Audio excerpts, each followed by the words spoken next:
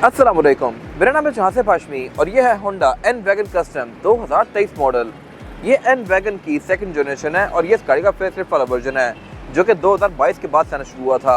और फेसलिफ्ट में इस गाड़ी के लुक को बहुत ज़्यादा इंप्रूव कर दिया गया। और बाय द वे ये गाड़ी फीचर्स के लिहाज से अब तक की सबसे ज़्यादा इक्विप्ड कार है जितनी मैंने 660 गाड़ियाँ रिव्यू की हैं उनमें। इसमें ऐसी बहुत सारी चीज़ें आती है जो कि इसकी प्राइस को टोटली जस्टिफाई करती हैं, जैसा कि इसमें पार्किंग ब्रेक इलेक्ट्रॉनिक आती है। इसमें काफ़ी सारी चीज़ें होंडा साइड जैसी दी गई हैं, जैसे कि push start, parking brake, climate control, heated seats आती हैं इस गाड़ी में, रडार आता है और भी ऐसी बहुत सारी चीज़ें आती हैं जो कि आपको यूजुअली 660 गाड़ी में देखने को नहीं मिलेंगी।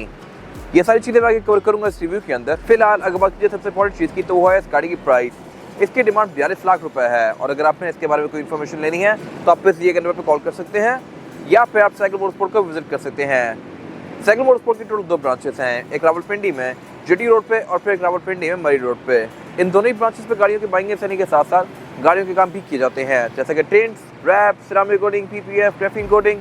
यहाँ पे गाड़ियाँ फेसलिफ्ट भी की जाती हैं और इसके अलावा यहाँ फिर एक पेंट बूथ भी अवेलेबल है जहाँ पे गाड़ियों में बेस्ट क्वालिटी का पेंट किया जाता है।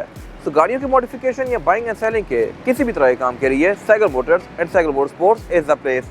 Overall, it's a great car, and today I'm going to review it. Let's start with the exterior of this car. Looks के लिहाज से ये गाड़ी 660 सीसी कैटेगरी में बहुत डिसेंट कार है।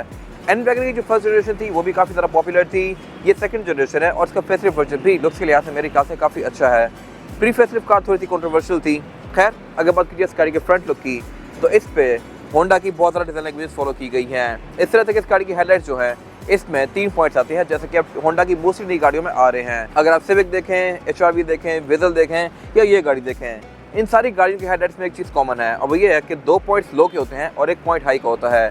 Same goes for this car. इसमें जो नीचे वाले 2 पॉइंट्स हैं ये लो के लिए हैं और ऊपर वाले जो पॉइंट्स दिए गए हैं ये हाई के लिए हैं। इस पे 9 इंडिविजुअल एलईडीज दी गई हैं जो कि इसकी हेडलाइट के लुक को काफ़ी मजेदार बना रही हैं। इसके अलावा इस गाड़ी में फॉग लैंप भी आते हैं जो कि अगेन एलईडी में हैं।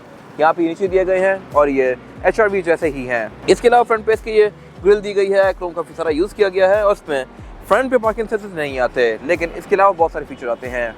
वो फीचर्स ये हैं कि तो इस गाड़ी की हेडलाइट्स जो हैं ये ऑटोमेटिक फीचर के साथ आती हैं, यानी कि डे और नाइट को सेट करके ऑटोमेटिकली ऑन या ऑफ होंगी और इसमें ऑटो लेवलिंग वाला फीचर भी आता है। फिर इसके अलावा वाइपर्स गाड़ी में थोड़े से हिडन दिए गए हैं और इसमें ऊपर यहाँ पे एक सेंसर दिया गया है जो कि रडार का है।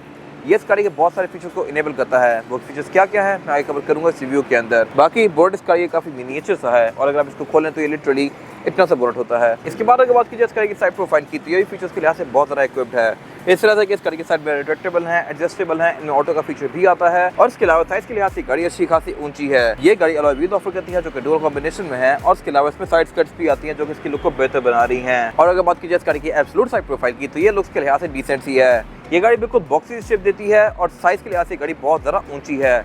इसके डोर पैनल्स भी अच्छे खासे मैसिव हैं। अगर मैं इसको ओपन करता हूँ तो आप देख सकते हैं कि लिटरली किसी एसयूवी के दरवाजे से कम नहीं है साइज़ के लिहाज से। और इसके अलावा इसी वजह से इस गाड़ी के अंदर एंट्री और एग्जिट भी काफ़ी आसान है। मैं यहाँ पे इजीली अपनी हाइट पे ही जाके बैठ सकता हूँ और बाहर भी निकल सकता हूँ। वैसे इस गाड़ी के बारे में एक इंटरेस्टिंग चीज़ ये है कि इसमें सोफ़ा सीट्स आती हैं, तो मैं यहीं से बैठ के ड्राइवर के पास भी जा सकता हूँ और अगर मैं ड्राइवर की जगह बैठा हूँ तो मैं यहीं से ही बाहर भी आ सकता हूँ। तो ये मेरे ख्याल से एक अच्छी चीज़ है। इसके अलावा इसकी विंडोज़ भी अच्छी खासी मैसिव हैं और इसमें क्वार्टर ग्लास भी आते हैं आगे। फिर इसके अलावा इसमें एयर प्रेस भी आते हैं कंपनी से स्टैंडर्ड और इसके अलावा इसकी जो विंडोज़ हैं ये भी टिंटेड हैं। विंडोज़ मोस्टली जैपनीज कार में प्राइवेसी वाली ही आती हैं। इसके अलावा ये गाड़ी सॉफ्ट अनलॉक भी ऑफर करती है, यानी कि मैं इस गाड़ी को यहीं से ही लॉक या अनलॉक कर सकता हूँ लाइक दिस। फिर इसके अलावा इसमें जो रेयर विंडो है इसके अंदर कोई बॉर्डर नहीं दिया गया, तो ये पूरी की पूरी ही ओपन होती है। ये मेरे ख्याल से एक बहुत अच्छी चीज़ है। इसके अलावा इसमें बैक के ऊपर फिर एक शार्प इंटीरियर दिया गया है। रेयर स्पॉइलर आता है जो कि बॉडी से काफ़ी बाहर से निकला हुआ है और इसको अच्छी लुक दे रहा है। और उसके अलावा इसका फ्यूल डोर भी थोड़ा लुक के लिहाज से अनकन्वेंशनल है। इसके ऊपर इसको ओपन करने के लिए एक प्रॉपर स्लॉट किया गया है और इसको ओपन भी होंडा की मोस्टली कार की तरह ही कर सकते हैं पुश करके। इसके लिए अंदर कोई तार वगैरह नहीं दी गई, आप इसको यहीं से प्रेस करेंगे तो ये ओपन हो जाएगा। Nice natural detail Honda. और अगर बात कीजिए इस गाड़ी की रेयर लुक की तो ये भी लुक्स के लिहाज से बॉक्सी सा है। इस कैटेगरी में मेरे ख्याल से ये काफ़ी अच्छा रेयर लुक है। जैपनीज कार में हर गाड़ी बहुत ज़्यादा एक्सपेरिमेंट करती है, इसमें सब कुछ बिल्कुल सिंपल सा और डिसेंट सा रखा गया है। और ये गाड़ी क्योंकि एन वैगन का कस्टम वेरिएंट है तो इसमें टेल लाइट्स ट्रांसपेरेंट आती हैं। आप कोई भी गाड़ी देख लें उनका टॉप ऑफ लाइन जो वर्जन होगा जैपनीज कार्स में मोस्टली केसेस में उसकी टेल लाइट्स ट्रांसपेरेंट होगी। अगर आप विजल में प्ले पैकेज देख लें, होंडा में फिट देख लें, ये गाड़ी देख लें या फिर इस तरह की और बहुत सारी गाड़ियाँ देख लें, एक्वा भी इवन, उनके tail lights top of line version के अंदर ट्रांसपेरेंट आती हैं। इसके अलावा इसमें ये लावा एलईडी लेंस कंटिन्यू करते हैं एंड टू एंड और इसका इंडिकेटर और रिवर्स भी एलईडी में है। इसके अलावा बैक पे यहाँ पे बेसिक बैजिंग दी गई है एन वैगन कस्टम की। ट्रंक के अंदर एक क्रोम की गार्निश आती है जो कि इसके लुक को बेहतर बना रही है। ट्रंक को लॉक करने के लिए नीचे यहाँ पे एक ग्लेज दिया गया है और इसकी ट्रंक कैपेसिटी भी डिसेंट है। आप यहाँ पे 2-3 लोगों का लगेज आसानी से रख सकते हैं। यूजली जापानी गाड़ियों की डिग्गी से ज्यादा खुली होती है लंबाई के लिहाज से, ये ऊंचाई में काफी खुली है लेकिन लंबाई में कम है। बाकी इसमें बैक पे एक टायर इन्फ्लेटर किट आती है, बैक पे थर्मापोल दिया गया है जिसपे एन लिखा हुआ है, एन वैगन वाला एन। तो इसमें बेसिकली होंडा ने एक बैच डाला हुआ है ताकि आपको आइडिया हो कि थर्मापोल कंपनी से ही आया हुआ है और ये बाद में खुद लेकर नहीं रखा हुआ। इसके अलावा इस गाड़ी के रेयर बेंचेस हैं, ये 50-50 की स्प्लिट के साथ हैं। आप इनको फोल्ड करके इसकी ट्रंक कैपेसिटी को और भी ज़्यादा खुला बना सकते हैं। और इस गाड़ी के बारे में एक और इंटरेस्टिंग चीज़ ये है कि इसकी जो ट्रंक है ये प्रॉपर लोहे की है। अगर आप मोस्टली जैपनीज गाड़ियाँ देख लें, आप छोटी गाड़ियाँ जैसा कि पासो देख लें, मीरा देख लें, मूव देख लें, बहुत सारी गाड़ियों में ट्रंक अब प्लास्टिक आना शुरू हो गई है, ऑल्टो में भी, जबकि इस गाड़ी के केस में प्रॉपर लोहे की रखी गई है और ये मेरे ख्याल से एक अच्छी चीज़ है। इसके अलावा बैक पेस में एक ये रेड विंडशील्ड वाइपर दिया गया है, वॉशर आता है, स्पॉयलर्स में काफी अच्छा खासा मैसेज दिया गया है और इसके अलावा यहाँ पे कुछ खास है नहीं। इसके बाद अगर बात कीजिए इस गाड़ी का इंटीरियर की, तो यहाँ बैठते साथ ही आप इसकी बिल्ड क्वालिटी नोटिस करेंगे। बिल्ड क्वालिटी के लिहाज से ये गाड़ी बहुत जबरदस्त है। इसकी सीट्स में लिटरली होंडा इनसाइड जैसा लेदर यूज किया गया है और फीचर्स भी ये गाड़ी इनसाइड या वेजल के आसपास की ऑफर करती है। कैसे, मैं कवर करूंगा इस रिव्यू के अंदर। फिलहाल अगर बात कीजिए इस गाड़ी के स्टीयरिंग व्हील की, तो स्टीयरिंग व्हील इस गाड़ी का 3 स्पोक है और इसमें लेफ्ट और राइट स्पोक डिफरेंट कंट्रोल दिए गए हैं। लेफ्ट स्पोक के जो कंट्रोल्स हैं ये मल्टीमीडिया सिस्टम के हैं और ये बिल्कुल होंडा सिविक एक्स जैसे हैं। राइट स्पोक के जो कंट्रोल्स दिए गए हैं, यहाँ से आप इसके MID के बीच में नेविगेट कर सकते हैं और इसके अलावा इसके क्रूज को इनेबल और डिसेबल कर सकते हैं। बाय द वे, क्रूज भी एक गाड़ी अडॉप्टिव ऑफर करती है। इसके अलावा यहाँ पे इसका लेन की पैसेज दिया गया है और एक मेन का बटन दिया गया है। लिटरली इतने फीचर्स पाकिस्तान में सिविक RS टर्बो में भी नहीं आते थे अपने टाइम पे, जबकि इसमें वैसे ही स्टीयरिंग यूज किया गया है, वैसे ही कंट्रोल यूज किए गए हैं और ये फीचर उसे बहुत सारा ऑफर करती है। इसके अलावा इसमें एयर बैग भी आता है। एयर बैग भी गाड़ी कलेक्टिवली 8 ऑफर करती है, एक स्टीयरिंग व्हील में, एक डैशबोर्ड में, 4 पिलर्स में और 2 सीट्स के साइड पर। फिर इसके अलावा इस गाड़ी की हेडलाइट कंट्रोल ऑटोमेटिक फीचर के साथ आते हैं, यानी कि डे और नाइट को सेंस करके ऑटोमेटिकली ऑन या ऑफ होंगी। और इसके अलावा इसमें फॉग लैंप का कंट्रोल भी कंपनी से स्टैंडर्ड ही आया हुआ है। ये स्टॉक भी लिटरली वेजर या इनसाइड जैसा है। फिर इसके अलावा वाइपर्स गाड़ी में नॉर्मल से दिए गए हैं, यूरिन सेंसिंग नहीं आते। और अगर बात कीजिए इस गाड़ी के मीटर की, तो मीटर में इसके 3 कंपार्टमेंट्स दिए गए हैं। लेफ्ट वाला कंपार्टमेंट RPM का है, वहाँ पे नीचे MID क्लस्टर भी दिया गया है जो कि आपको इसके गेयर्स और क्लॉक शो करवाता है। सेंटर में इसका मेन स्पीडोमीटर दिया गया है और राइट पे इसका फिर एक मल्टी इन्फॉर्मेशन डिस्प्ले दिया गया है MID, जो कि आपको इस गाड़ी की बहुत सारी चीजें शो करवाता है, जैसे कि ट्रिप, एयरोस्पीड पर लीटर, आउटसाइड टेम्परेचर। इसके अलावा गाड़ी के सेंसर्स को ऑन ऑफ करने के कंट्रोल्स यहाँ पे दिए गए हैं। इवन इस गाड़ी में टायर टर्निंग रेडियस भी आता है। ये चीज फॉर्च्यूनर में टोयोटा ने 2021 के बाद देना शुरू की थी, बट इस गाड़ी में ये चीज तब से आ रही है। और इसके अलावा ये डिस्प्ले है भी काफी हाई क्वालिटी।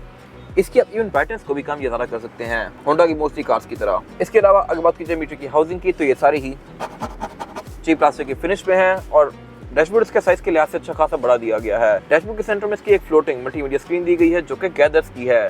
अगेन गैदर्स की स्क्रीन भी आपको अकॉर्ड या इनसाइड में देखने को मिलेगी।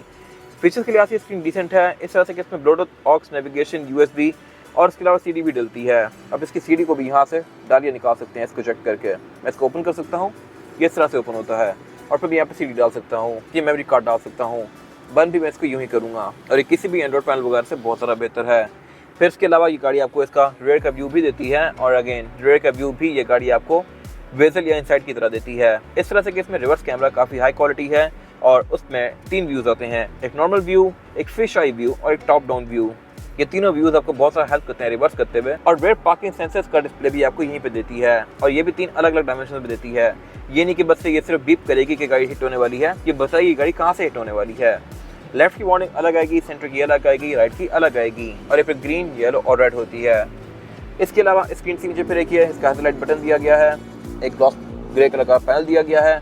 इसमें एयर वेंट्स वेजल की तरह के आते हैं, यानी कि ये एंड टू एंड कंटिन्यू कर रहे हैं। और उसके अलावा उससे नीचे में इसका क्लाइमेट कंट्रोल दिया गया है। क्लाइमेट कंट्रोल भी इसका फिनिश के लिहाज से काफ़ी ज़बरदस्त है। इसका डिस्प्ले हाई क्वालिटी है और उसके अलावा यह है सिंगल जोन ही, लेकिन इस गाड़ी में डस्ट पार्टिकल फिल्टर भी आता है जो कि अगेन इतनी छोटी खासियों को देखने को नहीं मिलता। फिर इसमें साथ कुछ और कंट्रोल दिए गए हैं जो कि इसकी हीटेड सीट्स के हैं। इसमें ड्राइवर और पैसेंजर दोनों की सीट हीटेड दी गई है।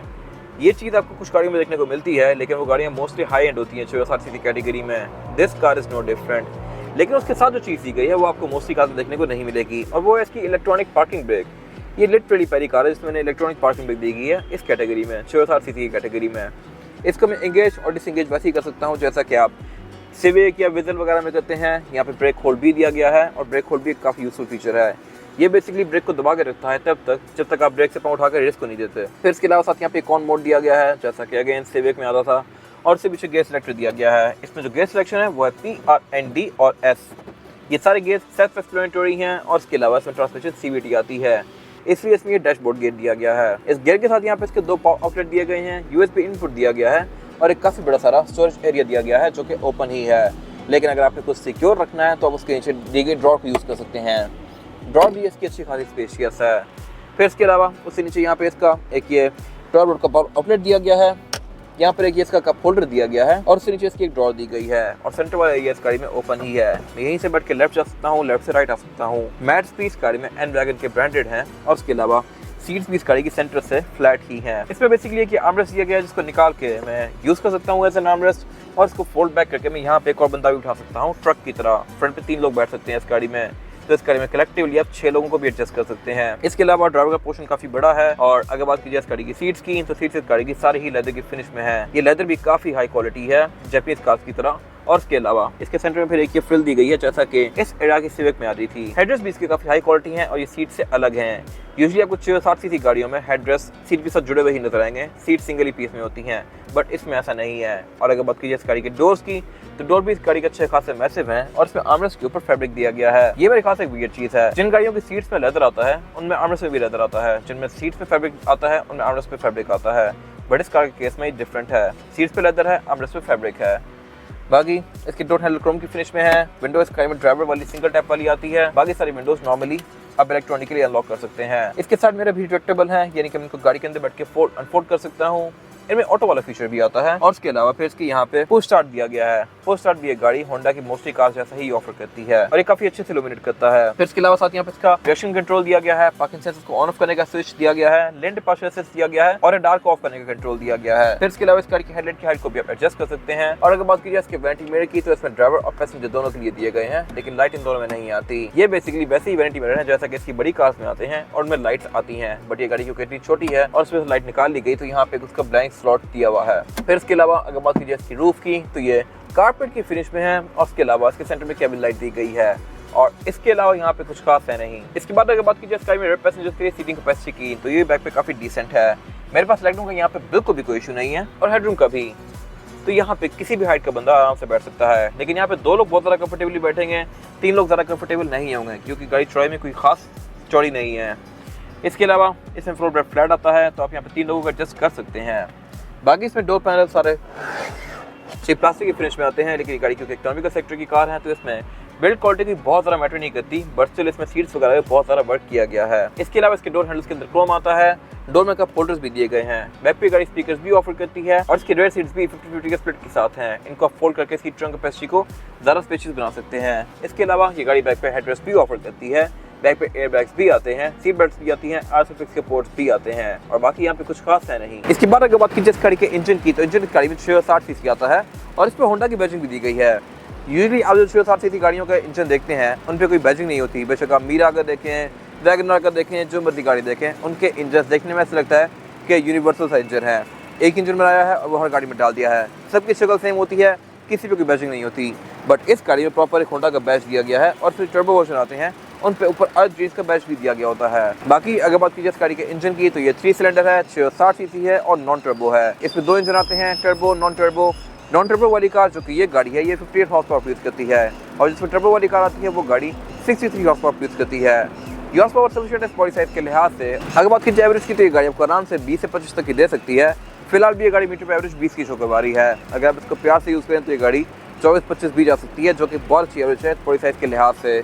इसके अलावा इस गाड़ी में ABS, traction control, drive modes, ये बहुत सारी चीज़ें आती हैं। ट्रांसमिशन इस गाड़ी में CVT है और ये सारी चीज़ें मिलकर इस गाड़ी की राइड को बहुत ज़्यादा अच्छा बनाती हैं। और इसके अलावा बोनट के अंदर इसमें कोई इंसुलेशन वगैरह नहीं दी गई और बाकी यहाँ पे कुछ खास है नहीं। इसके बाद अगर बात कीजिए इस गाड़ी की टायर साइज की, टायर साइज ऑफर करती है ये गाड़ी ये है 155, 65 और 14। इसमें 14 इंचेस का मल्टी स्पोक रिम दिया गया है जो कि ग्लॉस ब्लैक और एल्यूमिनियम की फिनिश के साथ है। टायर इस गाड़ी में योकोहामा का ब्लू अर्थ है जो कि ऑलमोस्ट ब्रांड न्यू ही है। ये थोड़ा बहुत यूज़ हुआ है और आपको तकरीबन 30-40 हज़ार किलोमीटर तक एक अच्छी राइड प्रोवाइड करेगा।